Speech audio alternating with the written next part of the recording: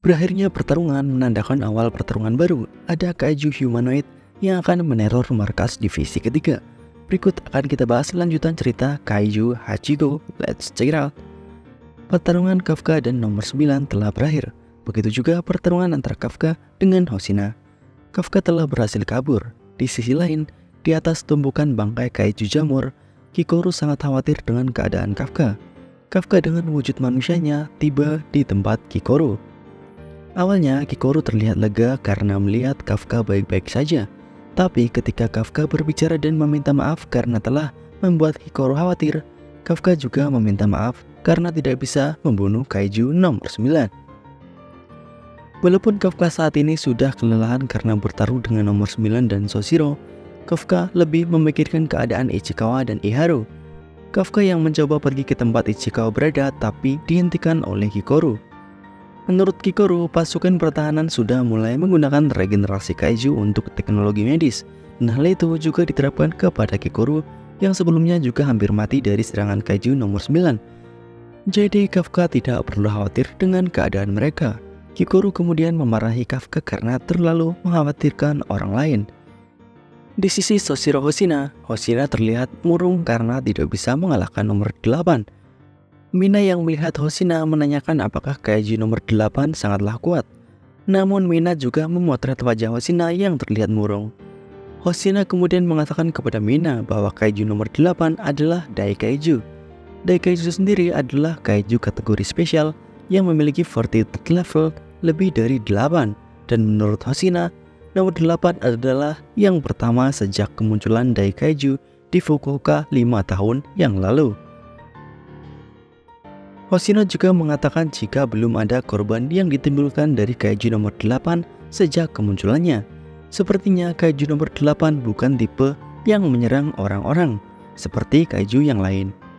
Hoshino berpikir keras mengenai kaiju nomor 8 yang tidak membunuhnya ketika bertarung, melainkan hanya mematahkan pedangnya dan kabur. Lalu mengenai gerakan bertarung kaiju nomor 8 dan reaksi bertarungnya, daripada mirip kaiju, nomor 8 lebih mirip seperti manusia. Di saat itu juga Ikaruga memberikan info mengenai kaiju humanoid yang didapat dari Furuhashi dan Ichikawa kepada Hoshina dan juga Mina. Jika kaiju humanoid yang menyerang mereka adalah kaiju yang muncul saat ujian, tapi saat mereka bertemu pertama kali dengan kaiju tersebut, dia berwujud seperti manusia. Disitulah Hoshina berpikir keras mengenai kaiju yang bisa berubah menjadi manusia. Keesokan harinya, Hoshina langsung pergi menuju ke tempat monster sweeper. Karena wujud manusia dari kaiju humanoid yang muncul, kaiju nomor 9 menggunakan pakaian monster sweeper. Namun Hoshina tidak mengatakan kepada mereka jika salah satu pekerjanya adalah kaiju. Hoshina hanya mengatakan jika salah satu anggota monster sweeper menghilang tanpa jejak. Ini adalah keputusan dari markas Jepang Timur. Hoshina juga paham alasan tidak membuat publik informasi mengenai kaiju yang berubah menjadi manusia. Selama masih berwujud manusia, tidak ada kasus orang hilang maupun kematian. Artinya kaiju nomor 9 tidak melakukan apa-apa sebelum akhirnya melakukan aksi di tempat ujian. Tidak hanya itu, jika informasi dibeberkan ke publik akan ada banyak kecurigaan siapa manusia dan juga siapa kaiju. Akan terjadi kepanikan dan menyebabkan orang akan saling membunuh. Tapi ada satu hal yang tidak dimengerti oleh Hoshina, yaitu mengenai kaiju yang berubah menjadi manusia. Dia ada di daftar penduduk asli, yang artinya dia lahir dan hidup sebagai manusia. Di tempat kaiju nomor 9 dalam bentuk manusia masih dalam keadaan terluka cukup parah. Di tengah jalan, nomor 9 yang menghalangi orang yang naik mobil kemudian berpikir untuk mengubah wajahnya. Nomor 9 berubah menjadi kaiju dan langsung memakan orang tersebut. Kaiju nomor 9 berubah wajah menjadi orang tersebut dan menggunakan mobilnya.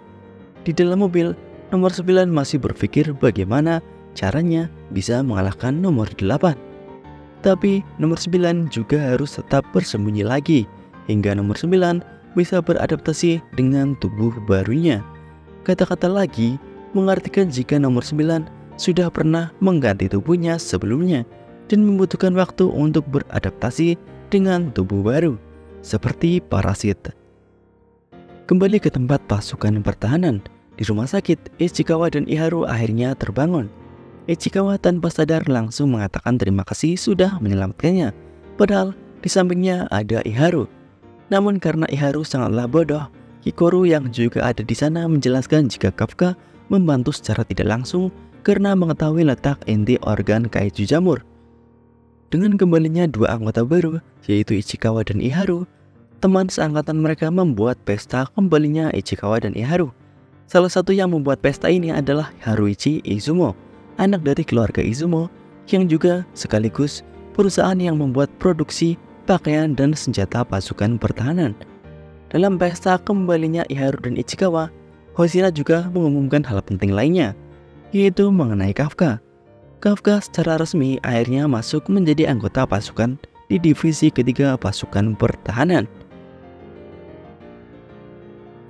Keesokan harinya setelah Kafka resmi menjadi anggota pasukan pertahanan, Kafka menemui Mina dan membicarakan mengenai alasan Kafka bisa bergabung adalah karena usaha Hoshina. Mina mengatakan jika Hoshina memiliki harapan besar kepada kemampuan Kafka. Di malam harinya, Kafka melihat di ruang latihan masih ada orang yang berlatih. Dia adalah Soshiro Hoshina. Hoshina melakukan latihan reka ulang pertarungan dengan nomor 8. Hoshina mengatakan kepada Kafka jika Hoshina mengeluarkan seluruh kekuatan penuhnya dari awal, nomor 8 pasti sudah bisa dikalahkan. Kafka di sini ketakutan karena jika hal ini terjadi, dirinya lah yang akan mati. Kafka kemudian menanyakan mengenai Hoshina yang memiliki harapan besar kepada Kafka. Hoshina kemudian mencekik Kafka dan mengatakan tidak mungkin Hoshina memiliki harapan besar dari orang yang hanya memiliki tingkat kecocokan 1% dengan pakaian tempurnya. Tapi Hoshina tahu setidaknya Hoshina memiliki harapan sebesar 1% dari Kafka. Bagi Kafka yang mendengar hal ini langsung dari Hoshina, walaupun hanya sebesar 1%, Kafka terlihat ingin berusaha lebih keras lagi setelah menjadi anggota resmi pasukan pertahanan. Kemudian ditampilkan di tempat lain di atas markas divisi ketiga, 8.000 meter di atas permukaan tanah. Sebuah ancaman bersembunyi di balik gelapnya malam di langit. Terlihat kaiju-kaiju berterbangan dengan satu kaiju humanoid yang memimpin mereka. Namun, kaiju tersebut bukanlah kaiju nomor 9. Apakah akhirnya akan datang kaiju selanjutnya yang merupakan kaiju nomor 10? Bagaimana menurut kalian mengenai ancaman yang akan datang? Apakah kaiju nomor 9 atau kaiju baru dengan kekuatan yang lebih besar? Tuliskan pendapat kalian di kolom komentar. Bye bye.